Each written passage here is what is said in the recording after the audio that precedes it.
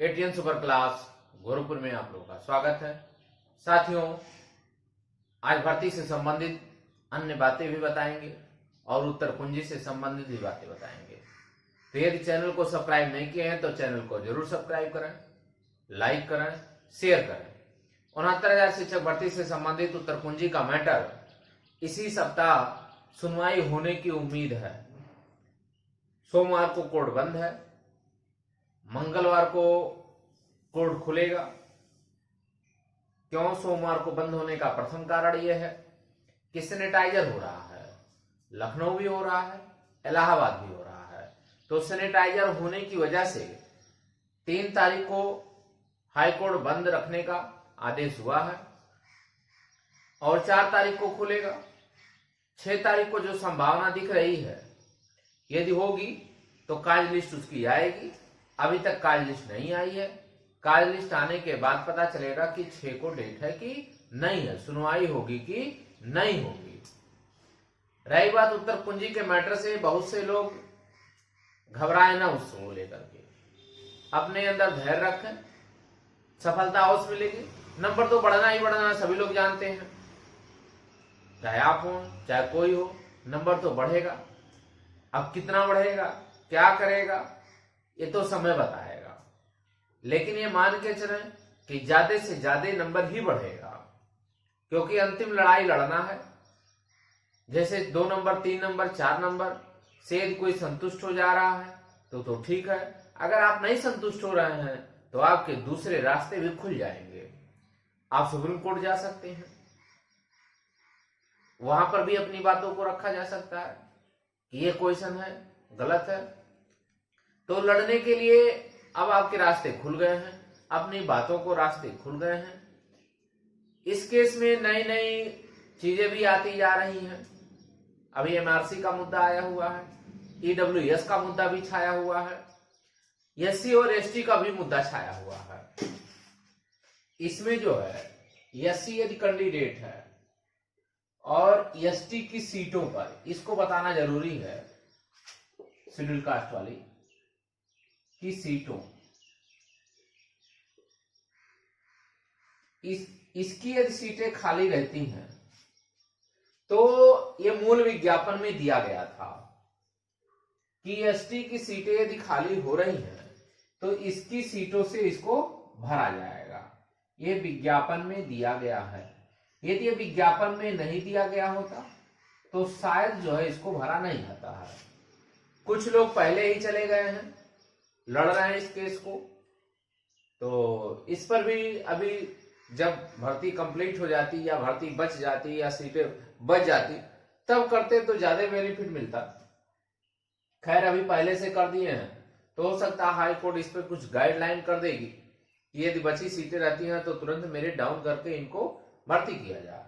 तो लगभग मान के चलें कि एसटी की जो सीटें आ रही हैं 2% या 3% जो भी आ रहा है, माने 7 दूनी 14, 1500 सीटें मिलेंगी। तो 1500 अगर सीटें इनको मिल जा रही हैं, 1500 सीटें, तो ये दिन की मेरिट वर्तमान समय में 65% है। तो कंफर्म है कि 1-2% तो घटना ही घटना है, क्योंकि अभी जो मेरिट इनकी बन रही है 61 तक गई हुई है। ये तो हम एग्जाम्पल लिए हुए थे कि 61% या 62% जो भी गई है इनकी गई है। यदि 1500 सीटें आ जाएंगी तो कम से कम 2 अंक तो गिर ही जाएगा, 2 अंक मान के चले गिर जाएगा। तो जो लोग पास हो जाएंगे, उत्तर कुंजी के मैटर से बहुत से लोग पास हो जाएंगे, तो यदि उनकी मेरिट ठीक ठाक है तो आपके लिए सीट अभी भी है। ये विज्ञापन में ही दिया गया था, उसमें कोई दिक्कत नहीं आएगी। जब आपको विज्ञापन में मिल गया है कि जो है एसटी की सीटों को एससी की सीटों से भरा जाए, तो एससी के कैंडिडेट को 1500 सीटें लगभग मिल जाएंगी। तो वो आपके लिए बेनिफिट करेगा। यदि 1-2 नंबर से जो लोग फेल हैं या 3 नंबर से, यदि हाई कोर्ट जितना भी नंबर बढ़ाता है, यदि आप पास हो जाते हैं तो जो मेरिट में आ रहा है 61% आ जाए तो कम से कम इतने लड़के जो है एससी के लड़के हो जाएंगे। तो उनके लिए चांसेज है, उनको अच्छे से लड़ना भी चाहिए, अपनी बातों को रखना चाहिए। और जिस टीम से भी जुड़े हुए हैं, ये वर्ग जिस भी टीम से जुड़ा हुआ है उसको प्रोत्साहन देना चाहिए कि साहब लड़ो, आप अच्छे से लड़ो, सहयोग करना चाहिए। कहीं भी आप जुड़े हैं, सहयोग करेंगे, तो आपको ये लाभ दिख रहा है यहाँ पे। और आप तब तक शांत ना हो जब तक आपको ये लगने लगे कि हाँ, हम अंतिम समय तक लड़ेंगे, क्योंकि नौकरी का सवाल है। यदि आप लड़ लेंगे तो नौकरी पा जाएंगे। तो यहाँ पे ये देखना ये है कि यदि आपकी सीट है तो प्रयास करने में क्या गुनाह है। भाई प्रयास कर लिया जाए, आप भी प्रयास कर लीजिए। हो सकता है हाई कोर्ट, सुप्रीम कोर्ट में कहीं अगर 1 नंबर 2 नंबर से यदि फेल हैं और आपको बढ़ गया, सपोज दैट हाई कोर्ट से 2 नंबर बढ़ गया, सुप्रीम कोर्ट गए 2 और नंबर बढ़ गया, 4 नंबर बढ़ गया, और 4 नंबर के बढ़ने से आप अगर अंदर हो जा रहे हैं और आपका गुणांक 62, 63, 64 बन रहा है, तो आपको लड़ने में क्या हर्ज है। लड़ जाना चाहिए, आप स्वयं लड़ लीजिए। ये जरूरी नहीं है कि किसी टीम के ऊपर आप लड़ें या किसी के ऊपर ट्रस्ट है। जब आपको ये लगने लगे कि नहीं, अगला जो है बढ़िया से नहीं लड़ रहा है, अगला ठीक से पैरवी नहीं कर रहा है, तो आप स्वयं उसके लिए आगे आ जाए। आपके लिए कोर्ट खुला हुआ है, सबके लिए कोर्ट खुला हुआ है, इसमें ये नहीं है। जैसे जब कभी भी बहुत से लोग संदेह करने लगते हैं कि इन्होंने अपनी अच्छी बातों को नहीं रखना, बहुत से हमारे पे परिचित हैं, वो स्वयं अपनी बातों को रखते हैं। तो जब आपको संदेह लगने लगे तो स्वतंत्रता मिली है, सबको स्वतंत्रता मिली है अपनी बात रखने के लिए। आप अपनी बात को स्वयं रख सकते हैं। जब आप स्वयं अपनी बातों को रखेंगे तब आपको ये लगने लगेगा, जो आप बहुत से सारे उंगली उठाने लगते हैं कि इन्होंने ये किया, वो किया, ऐसे किया, वैसे किया, जब आप भी वही काम करोगे तब आपको ये आभास होने लगेगा कि वास्तविकता होती क्या है। बाहर रह करके आक्षेप लगा देना आसान होता है, जब स्वयं लड़ोगे, स्वयं मुकाबला करोगे तो अच्छा लगेगा। तो अपनी बातों को, अगर आपको ये लगता है कि नहीं हम 2 नंबर और पा जाएंगे और इस मेरिट में हम आ जाएंगे, एससी की जो बची हुई सीटें हैं तो उसमें हम आ जाएंगे, तो आप अवश्य लड़ें। और लड़ना भी चाहिए, ऐसा नहीं है कि नहीं लड़ना चाहिए, लड़ना भी चाहिए। हमें नहीं कह रहे कि नहीं लड़ना चाहिए। और 2-3 नंबर अगर बढ़ रहे हैं, बहुत सारे फर्जीवाड़ा भी हो रही है, तो फर्जीवाड़ा में अगर हम कह रहे हैं कि अगर सरकार अच्छे से पैरवी कर दे तो कुछ नहीं होगा। कम से कम अगर 3000 4000 लोग निकल जाते हैं, 5000 लोग, तो उसमें सबकी मेरिट डाउन होगी। ये नहीं कह रहे हैं कि जनरल की, एससी की, ओबीसी की और भी लोगों की, क्योंकि सभी में कुछ ना कुछ, हम कह रहे हैं 200, 300, 400, 500 ऐसे लोग अगर निकल जाते हैं तो मान के चले आपको बहुत फायदा होने वाला, सबको फायदा होने वाला है।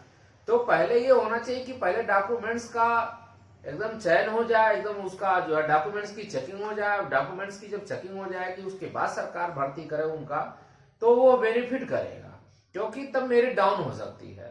तो पहला डिमांड इस पे भी करना चाहिए कि पहले आप वेरिफिकेशन कर लो और उसके बाद इनको ज्वाइनिंग दो, तब वो ज्वाइनिंग देंगे। तो ये हो जाती है कि जब वेरिफिकेशन होने के बाद जो है, तो वो सीट जब खाली होती है तो नीचे वाले को भरते जाते हैं, और बाद में जब सीट भर जाती है तब बाद में फर्जी पकड़ाता है, तब वो बाहर होगा तो सीट आपको मिलती नहीं हो, मेरिट डाउन नहीं होता है। तो ये सबसे बड़ा आपके पास है कि पहले आपको जो है ज्वाइनिंग जो है न कराया जाए, पहले वेरिफिकेशन करा लिया जाए, क्योंकि आपको सीट अलाट हो गया तो सीट जब खाली करेंगे तो आपको मिल जाएगा। तो इन चीजों को भी एक मुद्दा बनाकर रख देना चाहिए, सरकार के सामने रखना चाहिए कि ऐसे आप करेंगे तो हमारे लिए फायदा हो जाएगा, कम मेरिट वालों के लिए फायदा हो जाएगा। तो ये 2-3 चीजों को रखना चाहिए और सभी लोगों को बात को रखना चाहिए। ऐसा नहीं हम कह रहे हैं कि आप ही रखें, कोई भी रख सकता है, जा सकता है।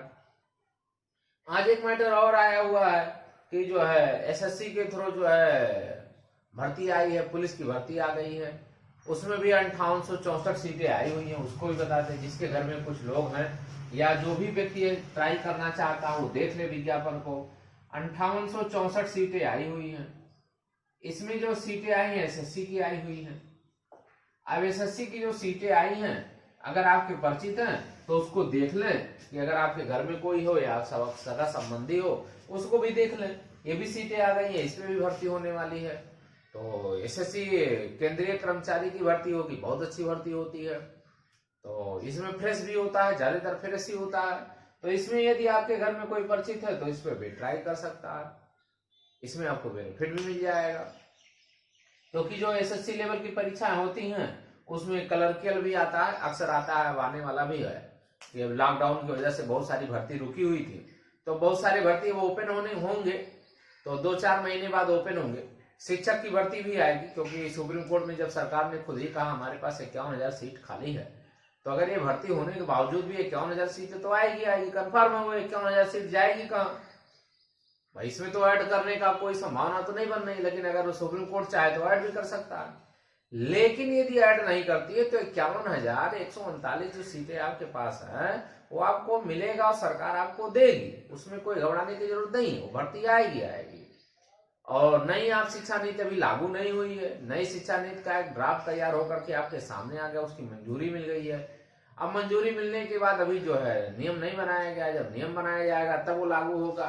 और ये लागू होने वाला है, टेट जो है सभी जगहों पे लागू हो गया, प्राइमरी लेवल से लेकर के इंटरमीडिएट तक का सब जगह जो है आपका टेट देना रहेगा, और जो टेट देगा उसके बाद भर्ती आएगी।